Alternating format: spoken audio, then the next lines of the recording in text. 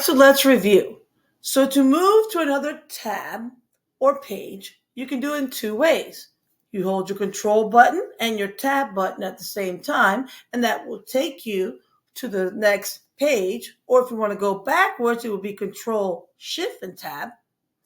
Or I can go to a specific page, up to 8 pages. So if I have up to 8 different tabs on my screen, I can click the order. So maybe I want to go to a specific page. I can do control and the number between 1 and 8. And I want to share with you two more keyboard shortcuts that could be very helpful.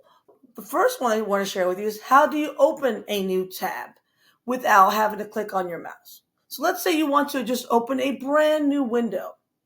You hold the control and the T button on your keyboard, the control and the T button.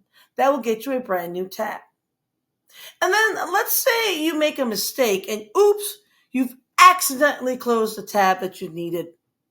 How do you get it back without having to go through the entire document? There's a shortcut for that as well.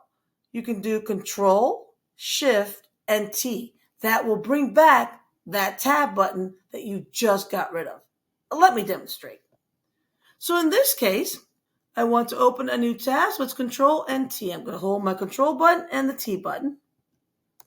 And that gets me to a brand new tab, and it even says the word new tab. Now let's say I make that mistake, and oh no, I've closed out a tab that I need. So you're going to do your shift button, control, and the T letter. Shift, control, and the letter T. Shift, control, and T. I've got the tab back and I haven't had to search for it. That's an easy to use keyboard shortcut that can be very helpful as you navigate around on your Chromebook.